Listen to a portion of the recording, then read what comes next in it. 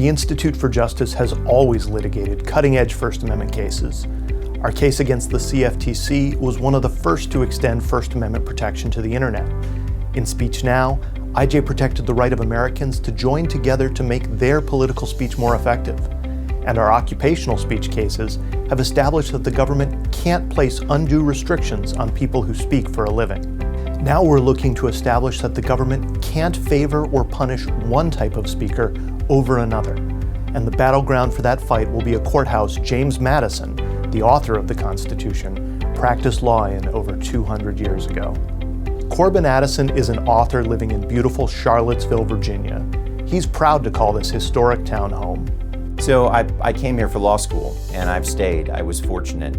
Virtually everybody who comes to the University of Virginia wants to stay in Charlottesville or come back. It's a fantastic place to live, a fantastic place to raise a family. But there's a problem.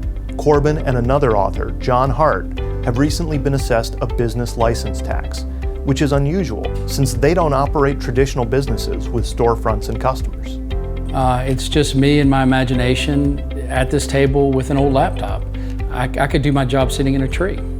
Corbin and John don't fit any of the descriptions of businesses subject to this tax. Instead, they fall under a catch-all provision in the tax code. When I looked at the code, I realized actually there's no mention whatsoever of freelancers of any kind, whether they be writers or artists or filmmakers or anything. And so it struck me that it really wasn't intended to cover me, though now the city has decided to come after me. Meanwhile, the institutional press is explicitly exempt from the tax.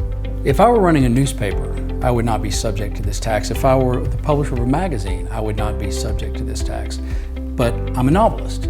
Under the First Amendment, all speakers must be treated equally, no matter the content of their speech or how they publish their speech.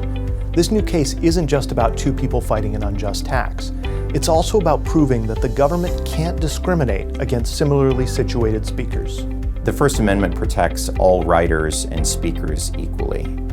It should protect me as a book author just as much as it protects newspapers, magazines, radio and television broadcasters. At his home just a few miles from where Corbin and John write their books, Madison wrote in a letter that equal laws protecting equal rights are most favorable to the advancement of the truth. As ever, the Institute for Justice is prepared to defend the founders' expansive vision of free speech for all Americans.